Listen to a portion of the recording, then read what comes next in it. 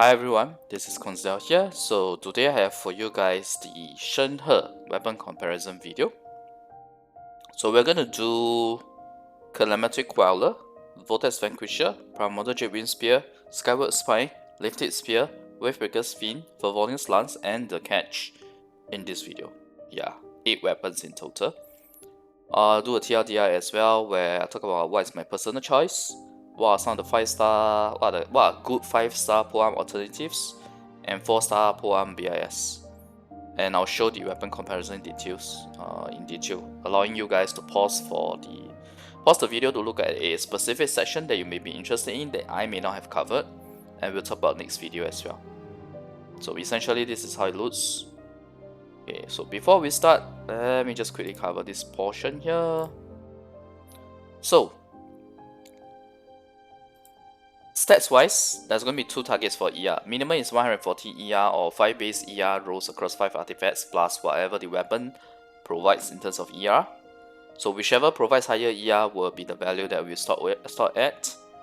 So 5 base ER rolls across 5 artifacts, that's the minimum that will be there. Unless you are using ER sense, then it's 4. Likewise for CR, we will also assume the highest number of base rolls where possible, so weapons that add CR like PJWS would have a higher overall CR value, which is not being compared here.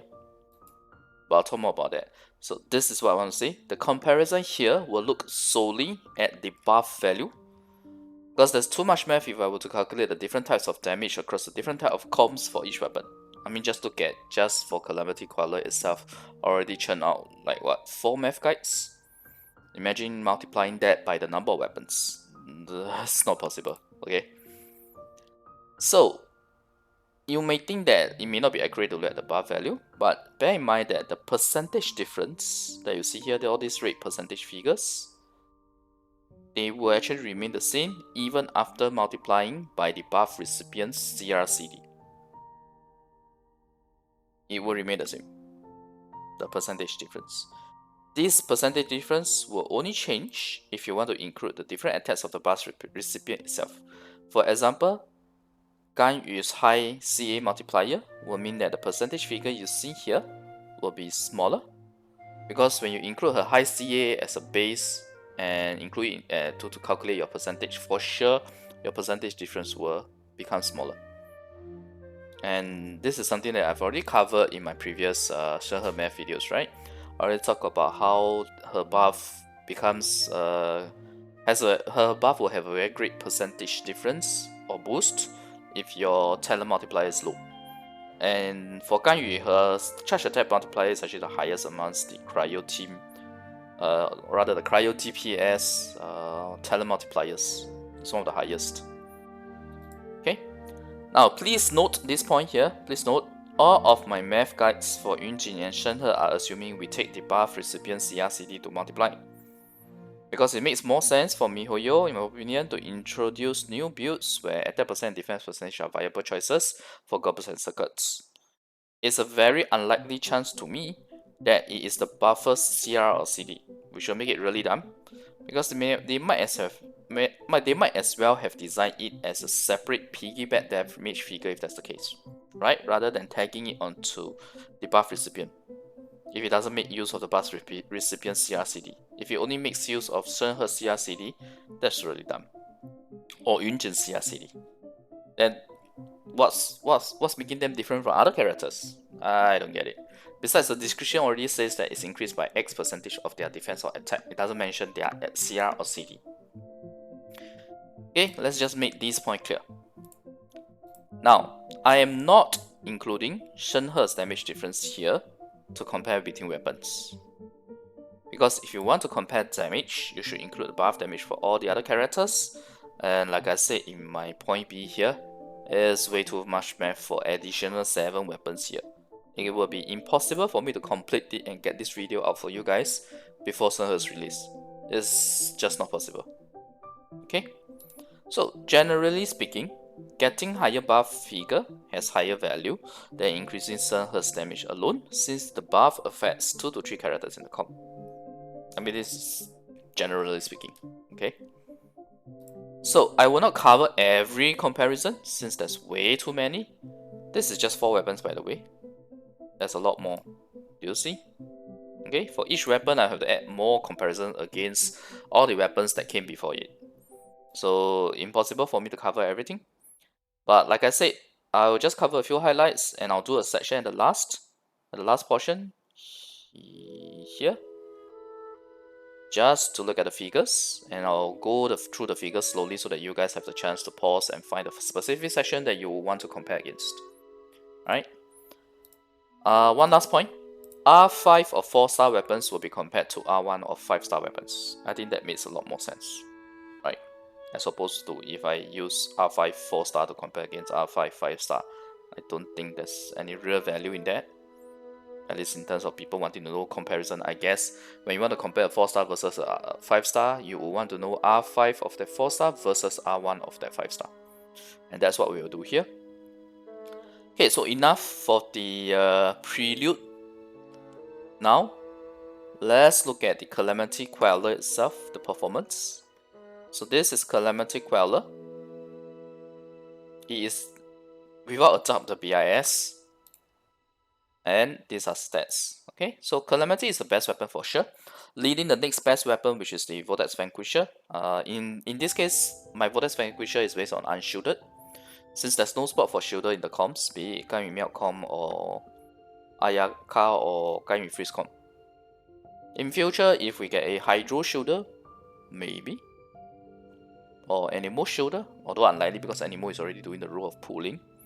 So Hydro Shielder with a off-field application, constant off-field application, that will give Vortex Vanquisher the chance to get the shielded effect. But as of now, we are going to use the unshielded effect. So Calamity leads Vortex by 7 to 10%, and it's 10% for the full attack build at R1 versus R1, and approximately 14% at R5 versus R5. That's Calamity Queller versus Vortex Vanquisher. It's also better than the other 5-star weapons by these percentages. So 7 to 19% and it's 14% for the full attack build against Primordial Jade Spear at R1. At R5 is 11 to 24 and 18% for full attack. And as for Serpent Spine, SS is Serpent Spine, it's better by 17 to 22% and 17% for the full attack, and 27 to 35% at R5. So R1, R5, R5 is 27% for full attack build.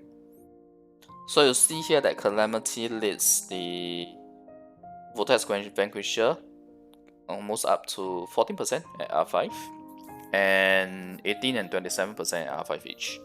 At R1, it does have the ability to be better by even 14 and 17%. So it's still a very significant difference because 20% is about a tier upgrade. So being 17% makes it almost a tier upgrade better than Serpent Spine, for example. By the way, both Calamity and PJWS are calculated with max stats to simplify things. Okay? If PJWS doesn't gain stats off field, like how it works with Raiden, you're gonna have an issue with PJWS because you're gonna have to try to do some normal attack hits just to get the stats. And in those type of scenarios, then PJWS will perform even worse off now. And as of now, it is the third best weapon in this weapon comparison. But I do not think that having to do the normal attacks or reducing the number of stats will make it a lot more worse than Serpent Spine, because Serpent Spine is not in a good spot, and I'll talk more about that later, especially at R5. So for Calamity R1 versus R5, full attack build R5 is only 9% higher than R1. This is one of the lowest values you'll see for refining a weapon from R1 to R5. Second lowest will be C1 Kokomi with a donut. When you go from R1 to R5, you only gain 10 to 11%. But anyway, that's because Kokomi is a healer and Shenhe is a buffer. That's the reason. And also this is just comparing the buff value, not the damage value. But since the refinement only gives you attack boost, it's fair to compare buff value for her herself using Calamity. And the thing is, if you throw this buff value into a Ganyu Melt Com, with all buffs, fully built Bennett with a level 90 Aquila or Mist Splitter Reforged, you know, the highest base attack, level 13 burst, Kazuha with R5 Freedom Swan, max out EM with a C2 as well. So basically I'm talking about all types of max out effects and buffs, and coupled with the high CA multiplier from Ganyu. This 9% is actually equivalent to only 3% for the overall damage because of all the different type of buffs being thrown in. There's a certain amount of diminishing returns, resulting in only 3% for the overall damage. But this is quite an extreme example because remember the Yoimiya account really has super high amount of buffs here. We're talking about totally wheel out showcase of a support showcase, you know, like people who like to comment that it's a support showcase when they see a character. Whenever they see a new character showcase. Yeah, this is the kind of support showcase setup. And with all of that thrown in, that 9% drops to 3%. So to conclude, if you are value oriented, save your money and just stop at R1. R1 Calamity is fine. You don't need to go higher than that. Okay? Unless you really want the highest damage possible regardless of the cost. Then you do you. Okay? Now let's talk about the other 5-star weapons. We'll talk about 2 at the same time. Vortex Vanquisher. And we'll look at Vortex Vanquisher versus Primordial Jet Spear. Because like I said, I'll focus on highlights. So although Vortex is generally better than PJWS, you'll see here, this is PJWS, this is Vortex versus it. You'll see that there are some scenarios where PJWS is better. The cells highlighted in pink are cases where PJWS is either equal or better than Vortex. Any negative figures that you see means that Vortex is worse off than PJWS. And the reason for that is that it's mainly the builds that require high CR/CD on Shenhe, i.e. the main or sub DPS freeze com build or the sub DPS Ganyu build, which is 2-piece Blizzard, 2-piece Shime, and 4-piece Blizzard here. So these 2 builds are the ones where you see PJWS doing better than Vortex. But again, remember this max stats, max number of stacks on the PJWS. Now the main reason for this is because PJWS provides CR as substat, and these builds require high CR/CD. So that's the reason why PJWS has the chance to perform better than Vortex in those builds. However, as I've shared, my personal recommendation is to build her as a full attack, so that she buff 3 characters. You optimize her buff for 3 characters in the freeze comp, instead of just CR/CD for herself. Not to mention, it's also easier to build full attack. Just think about it. I'm sure you will have some attack percent goblets and circlets lying around. So, Vortex is still better than PJWS with this in mind. Alright? Next, let's talk about Skyward Spine. So, with Skyward Spine, you do hit a higher ER target at 140, approximately 165 without ER sense, and you get some CR from weapon effect as well. But it does not provide attack percentage at all, unlike the other 3 5-star weapons, because PJWS has attack percentage on its stats, Vortex has attack percentage both on its weapon effect as well as the substat, and likewise for Calamity. So this is the reason why Skyward Spine is worse off than the other 3 5-star weapons, and in fact, it actually performs worse than a specific 4-star weapon, which I'll talk about next. Yeah, this one. So if ER requirement is higher than 140 on Shenhe, then Skyward Spine will perform slightly better, but the other 5-star weapons will still be better. I don't believe that the ER requirement will change the result, honestly speaking, because the ER stat on Skyward Spine is not high. So personally, I would recommend to give your Skyward Spine to a pure sub DPS character like Rosaria, rather than a buffer like Shenhe who needs more attack. Okay. Now let's talk about Lithic Spear, the only 4-star weapon here to outperform a 5-star weapon. So with just 2 Liyue members, example Ganyu plus Shenhe or Ayaka plus Xingqiu, R5 Lithic Spear can outperform R1 Serpent Spine regardless of build. It's not Serpent Spine, Skyward Spine. Okay, sorry, Skyward Spine. So R5 Lithic Spear can outperform R1 Skyward Spine regardless of build. And it's about 11 to 20% and 16% for full attack build behind Calamity. So for Lithic Spear is the best 4-star weapon if you are seeking the highest attack percentage buff, because it's only 16% behind the full attack build. It does better than R1 Skyward Spine. I'm sorry. Because of the Itto videos, every time I see SS, all I can think of is Serbian Spine. And this is just with 2 Liyue members. Okay, it's just 2 Liyue members. With 3 Liyue members, R5 Lithic Spear can even outperform R1 PJWS. And it will be 13% behind Calamity in terms of the full attack build. So Lithic Spear is actually performing very well. Lithic Spear is here. Yeah. So like I said, right, it's only 2. Math here is based only on 2 Liyue members. So you have Ganyu plus Shenhe or Ayaka plus Xingqiu plus Shenhe,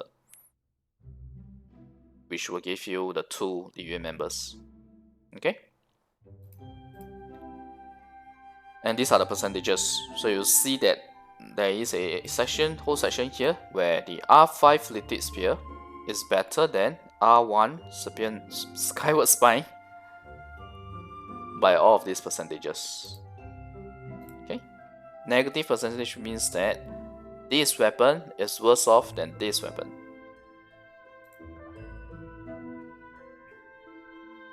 So Lithic Spear is in a good spot, and all you need is just 2 Liyue members. Yeah, I know that Ayaka is not Liyue, but when I say Ayaka plus Xingqiu, you know what I'm talking about, right? The comp.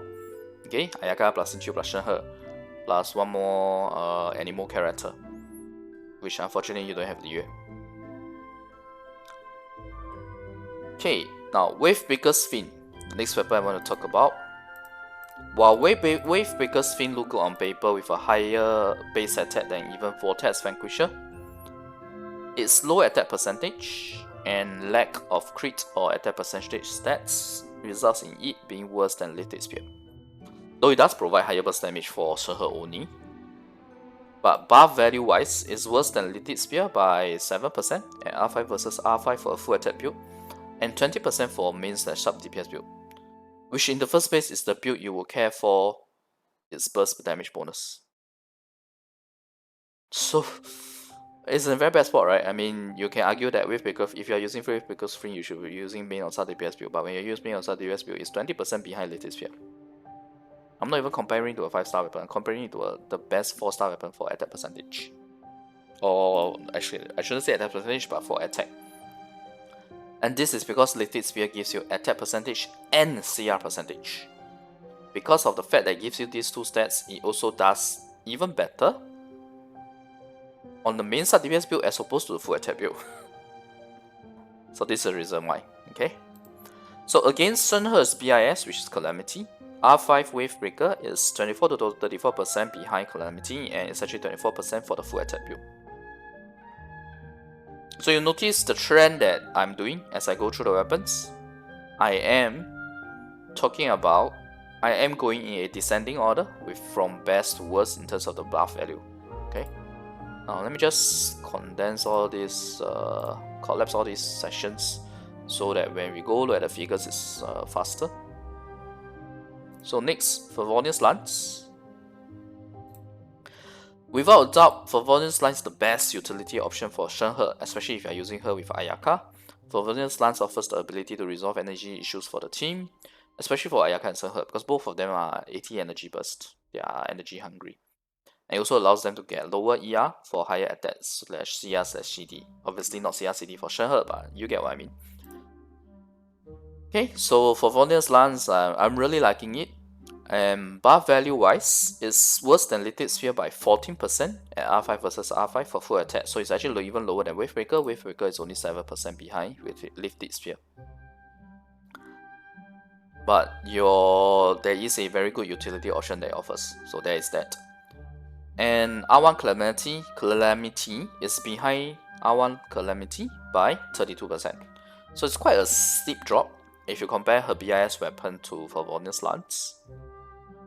So if you have the ability to get R1 Calamity without sacrificing too many resources, it may still be significantly better than Favonius Lance, or rather, just looking at the percentage, it is significantly better, as long as you don't have energy issues with R1 Calamity.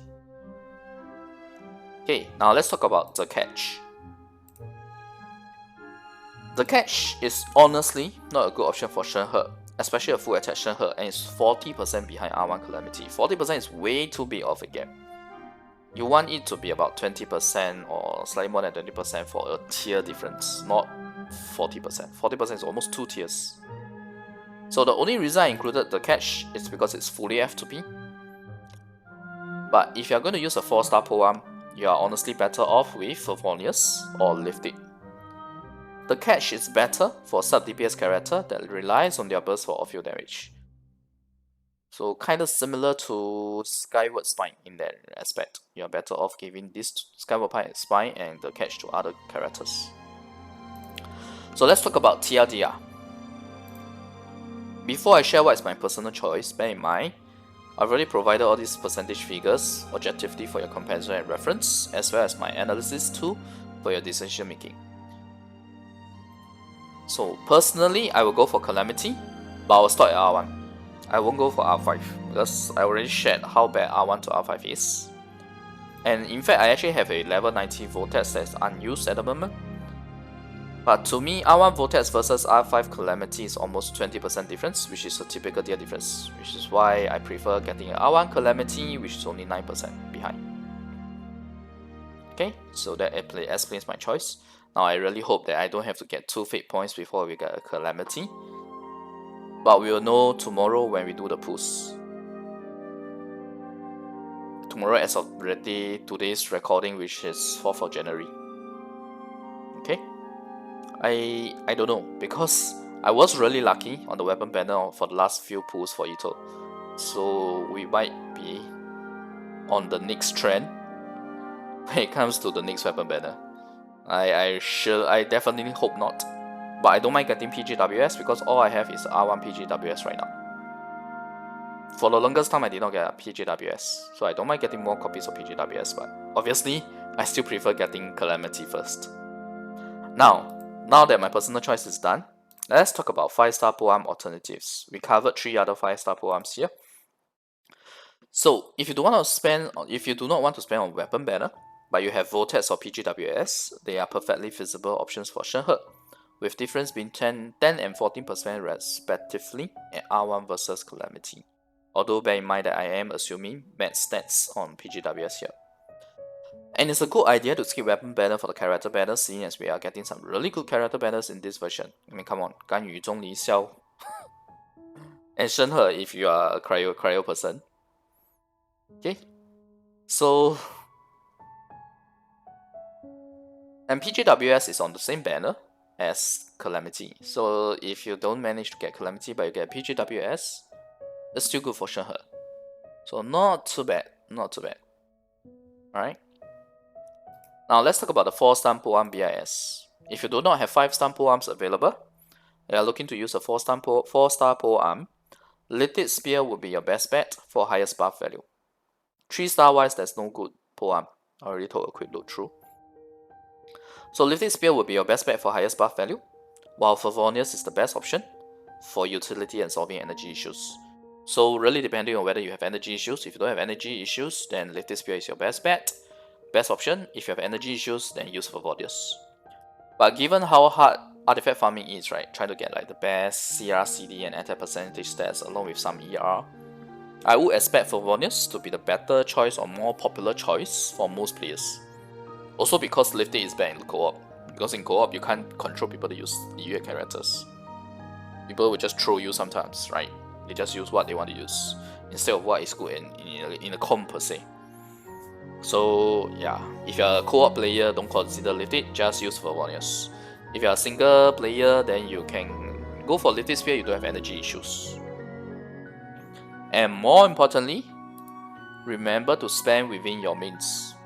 Okay, what I have provided are all the different tiers, comparisons, etc. But at the end of the day, spend within your means. Now let's talk about weapon comparison details. So here is the table. I'll quickly talk about how to read the table. It's actually the exact same format for every single weapon comparison that I've done so far in terms of the math. I've been adopting this format since, I don't know, Yoimiya? Maybe earlier. Okay, so anyway, this is Calamity Queller. Very obvious, right? We have the different type of builds: C0 full attack buffer, C3 full attack buffer, which is basically level 9 elemental skill and level 12 elemental skill. Then we have the full attack buffer with ER sense in case you need more ER. We have the 4 Blizzard main or sub DPS build. We have the 4 Blizzard hybrid build where we try to get more attack percentage. And then we have the 2 Blizzard 2 Shimi sub DPS build in a Ganyu comp. Because you can't use 4 Blizzard in a Ganyu comp, right? You're not going to get a 4 piece effect. So the same is repeated, but for R5. Yeah, this is 9% that I was talking about. Between this and this.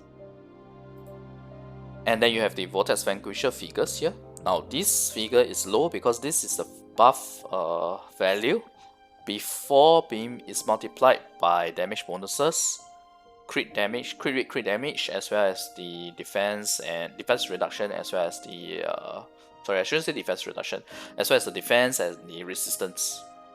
Okay. So how to read the rate columns? Calamity versus, this means Calamity versus Vortex Vanquisher. It is always all these rate columns versus the weapon on the left. So for PJWS, you have Calamity versus PJWS, you have Vortex versus PJWS. That's how to read the figure. And if you see a pink cell, it means that this weapon is either equal to this, wherever the pink cell is, or better in this case, where PJWS is better than Vortex Vanquisher, thus is 2.5% better. Or you can say that Vortex Vanquisher is 2.5% worse than PJWS. So this is how to read the table. And we have this for Calamity, Vortex, PJWS, Skyward Spine. And let me just show the Skyward Spine figures so that you guys can pause if required, if you want to compare the specific percentage. Oh wait, let me just freeze this view here first. Okay, so the view is as such. So this is Skyward Spine. These are the different values. Skyward Spine. You have Calamity versus Skyward Spine, Vortex versus Skyward Spine, PJWS versus Skyward Spine. So pause if you need to. Next we have Lithic Spear. Obviously we will add on Skyward as well. So for 4-star weapons, like I said, we will compare the R1 version. So this is R1 Calamity versus R1 Lithic Spear, and R1 Calamity versus R5 Lithic Spear. That's how you read it. Okay. Likewise for Vortex, R1 versus R1, R1 Vortex versus R5 Lithic Spear.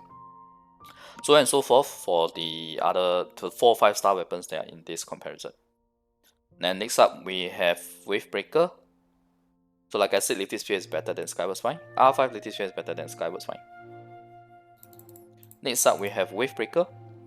So obviously we add on Lithic Spear for comparison as well. So Wavebreaker you have versus the 4-5-star weapons as well as the Lithic Spear. So like I said, Lithic Spear, that's a 20% buff. It's 20% better than the Blizzard Min sub DPS build and 7% better than the full attack buffer build. For Lithic full attack buffer versus Wavebreaker full attack buffer. And next up we have Favonius Lance. Sorry. So for Favonius Lance, these are the figures. R1 to R5, there's no difference because the R1 to R5, there's no attack percentage increase. Calamity R1 versus Favonius, Vortex versus Favonius, basically the 4-5-star weapons, as well as Lithic and Wavebreaker. So this was the 14% that I mentioned in the analysis earlier. For Lithic is 14% better than Favonius at R5 each for the full attack buffer build at C0. Well, C0 and C3 is the same really. The only difference was the actual figures. I wanted to at least give you guys the view of the actual figures. So this is for Favonius Lance. Okay. There should be enough time for you guys to pause, right? Let's move on to the catch. So these are the catch figures. This is the percentage. Like I said, Calamity R1 is 40% better than R5 to catch. So the catch similar to Favonius Lance and Wavebreaker Fiend, they do not have any real difference between R1 to R5 for the purpose of this comparison here. So you have the 4 5-star weapons as well as the other 3 4. Sorry, you have the 4 5. Yeah, correct. You have the 4 5-star weapons as well as the other 3 4-star weapons. Okay, so you can pause this if you want to. Let me move my mouse cursor away. Yeah. Okay, so I hope all of these damage figures help you guys in terms of the value comparison. And as well as my final recommendation, my own personal choice, what are the good alternatives to use, as well as 4 Star Polearm BIS, which to use, when to use Lithic and when to use Favonius. And let's talk about next video. Next video, I will try my best to churn out the constellation comparison for Shenhe before Shenhe release, but no promises because we are so close to Shenhe release. It's less than 18 hours at this point of recording. And then you take away some sleep time, other time, etc. I really don't have much time left. So I'll try my best, but no promises. So if you like the content, remember to like the video and click subscribe for more, yeah? And if you have any questions for me, and you feel free to ask them in the comments, but I can't guarantee that I'll read every comment. I'll be able to read every comment or respond to every comment. So if you have any burning questions, just join me on stream, Twitch stream. I answer almost every question there. So the link to my Twitch is in my description and also in the about section of my YouTube channel. So feel free to check that out and come join me. Because tomorrow we will stream once the 2.4 is live. Tomorrow will be a bit different. Instead of streaming on my usual time, which is around 9:30 p.m. UTC plus 8. Tomorrow, because the server will go live at either 10 a.m. or 11 a.m. depending on their maintenance progress. So we'll go live around that time as well. Okay, 10 or 11 a.m. UTC plus 8 on 5th of January. That is the date that we'll go live for the 2.4 version, and we'll do pools and we'll do trying out of all the different builds, etc.